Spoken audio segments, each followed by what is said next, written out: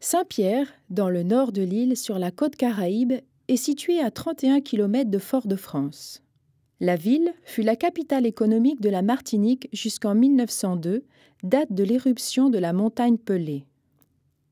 Le matin du 8 mai, jour de l'Ascension, une nuée ardente détruisit la vallée en quelques secondes, faisant 35 000 victimes. Les 40 navires qui mouillaient dans le port furent également détruits. Aujourd'hui, la commune de Saint-Pierre est classée ville d'art et d'histoire. C'est en compagnie de Marcel Salasque que nous découvrons les sites historiques de la ville.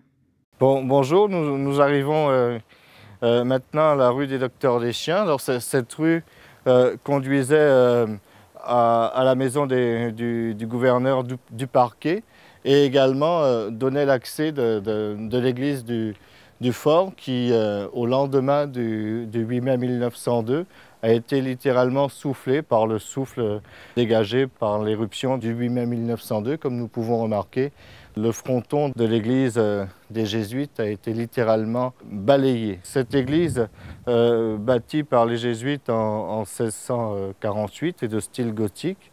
D'abord en croix latine et à la moitié du 19e siècle, suite à l'augmentation démographique de la population et de la paroisse du fort. Alors, ici, tout comme ce qu'on vient de voir dans la rue des Chiens, Docteur des Chiens, à nouveau une partie du fronton. Ici, nous avons les colonnes. Nous accédons maintenant à l'église par la porte principale, la porte du milieu. On voit changer au sol une des statues qui décorait la façade. Très certainement, je pense que c'est un dessin, Saint-Pierre en l'occurrence. Nous voici maintenant devant la fontaine du théâtre, ce qu'il est resté du bâtiment, puisque l'ensemble de l'édifice, le 8 mai 1902, a été littéralement soufflé par l'explosion de la montagne Pelée. Ici, cette fontaine est le seul vestige visible de l'époque. Alors, nous sommes ici au niveau de la scène, de l'estrade, et nous voyons en bas, au niveau du sol, ces différentes alcôves qui étaient les caisses de résonance et qui portaient la voix. Comme nous pouvons l'entendre, la voix était portée au plus haut, puisque ici, nous sommes dans un théâtre à l'italienne et non pas du tout dans un amphithéâtre comme on pourrait le croire aujourd'hui à la vue des ruines. Donc il fallait que les voix des acteurs soient portées au plus haut, au niveau des loges et des balcons, parce que c'est un théâtre sur 3 niveaux, dont nous voyons ici ce qu'il reste, le parterre d'une 60aine de places, la fosse à orchestre et bien entendu cette estrade gigantesque qui était la scène. Alors, avant 1902, on comptait à Saint-Pierre pas moins de 26 000 habitants. Cette ville tenait la plus importante des places. Or, pour autant, Saint-Pierre est la capitale économique, parce qu'à vrai dire, c'est Fort-de-France qui a véritablement occupé depuis toujours, dès le début de la colonisation française, la place administrative et politique de la Martinique. Fort-de-France a été érigée capitale de l'île en 1692. Elle, Saint-Pierre, elle a été fondée en 1635 par Pierre Belin d'Hénambuc et très rapidement, cette place a occupé la place portuaire, la place marchande économique de l'île. Alors, en 1902, à la veille de l'éruption, plus de 26 000 habitants vivaient à Saint-Pierre. Ça représentait grosso modo le 5e de la population martiniquaise qui, elle, se comptait à plus de 170 000 habitants. Cette ville, au lendemain de l'éruption, on a compté ici à Saint-Pierre pas moins de 35 000 victimes. Alors, 26 000 habitants pour 35 000 victimes. Comment cela se fait? Tout simplement parce que les populations des villages voisins, pensant être véritablement à l'abri ici à Saint-Pierre et pour cause, quand nous regardons cette ville est une ville fortifiée, est une ville bâtie de pierre, les populations de cette époque se pensaient véritablement en sécurité à Saint-Pierre et c'est pourquoi elles ont toutes convergé ici à Saint-Pierre, pensant être à l'abri de la furie du volcan.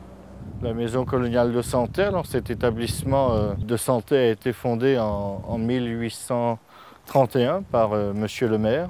Alors, établissement à la pointe du progrès, puisque la maison coloniale de santé traitait par hydrothérapie les patients et les malades, dont nous pouvons voir les bains. Ici, vous avez différents bassins. Il nous est montré ici des cellules où étaient mis à l'écart les patients, les malades les plus agités durant leur hospitalisation. Alors, des 35 000 victimes retrouvées au lendemain de l'éruption de la montagne Pelée ici à Saint-Pierre, on n'a compté que 2 survivants. En vérité, il y en a eu davantage. Nous estimons à peu près une bonne centaine de personnes ont survécu à cette éruption.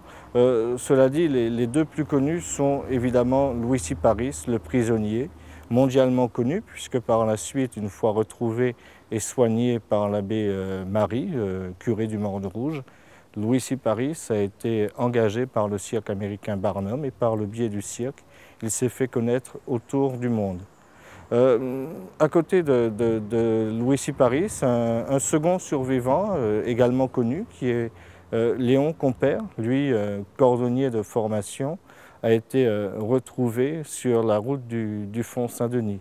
Nous pouvons dire de ces 2 individus qu'ils sont véritablement les survivants, parce que Louis Syparis, d'une part, vit jusqu'à l'âge de 54 ans, il mourra à Panama en 1929, soit 27 ans après l'explosion de la montagne Pelée, tandis que Léon Compère, lui, survivra à cette éruption et mourra ici à la Martinique en 1934.